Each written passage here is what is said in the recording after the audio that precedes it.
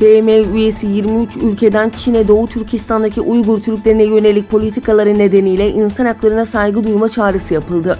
Salı günü toplanan BM Genel Kurulu İnsan Hakları Komitesi'ne hitaben 23 ülke adına söz alan İngiltere temsilcisi, Doğu Türkistan'daki insan hakları ihlalleri iddialarına ilişkin endişeleri dile getiren bir açıklama yaptı. Aralarında Amerika Birleşik Devletleri, Kanada, Japonya ve Avustralya'nın da bulunduğu 23 ülke, Çin'i uluslararası ve ulusal yükümlülüklerini ve insan haklarına saygı duyma taahhütlerini yerine getirmeye davet etti.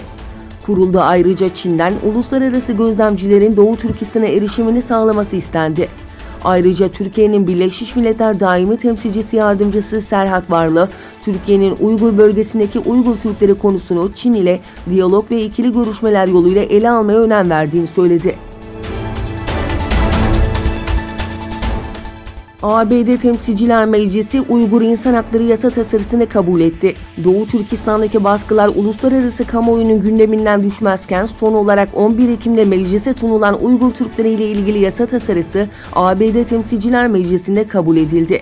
Kabul edilen yasa tasarısı Doğu Türkistan'daki baskıları, Çin'in yurt içi ve yurt dışında Uygur Türklerini tutuklayarak işkence uygulaması gibi bir dizi olayı kapsıyor.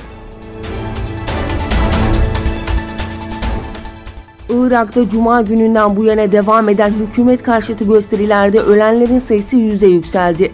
Irak Meclisi'ne bağlı İnsan Hakları Komiserliği tarafından yapılan yazılı açıklamada, başkent Bağdat ile ülkenin orta ve güney kentlerinde son 6 gündür düzenlenen protestolar sırasında hayatını kaybedenlerin sayısının 100'e ulaştığı belirtildi. Açıklamada göstericiler ve emniyet güçlerinden yaralananların sayısının ise 5500'e yükseldiği kaydedildi. Iraklılar işsizlik, yolsuzluk ve kamu hizmeti yetersizliğine protesto amacıyla ülkenin çeşitli bölgelerinde gösteriler düzenliyor. Hindistan hükümetinin 5 Ağustos'ta özel statüsünü kaldırdığı Cammu Keşmir eyaleti bugün resmen ikiye bölündü. Yeni düzenleme ile birlikte Cammu Keşmir kendi anayasası ve bayrağına sahip olamayacak. Hint hükümeti attığı adımla bölge ekonomisinin ülkenin geri kalanına entegre edilerek iyileştirileceğini ve halkın refah düzeyinin artacağını iddia ediyor. Hint yerel basınındaki habere göre Hindistan Halk Partisi hükümetinin 5 Ağustos'ta yasalaştırdığı Cammu Keşmir'in yeniden yapılandırılmasına ilişkin düzenleme ile eyalet, Cammu Keşmir ve Ladak birlik toprağı olarak düzenlendi.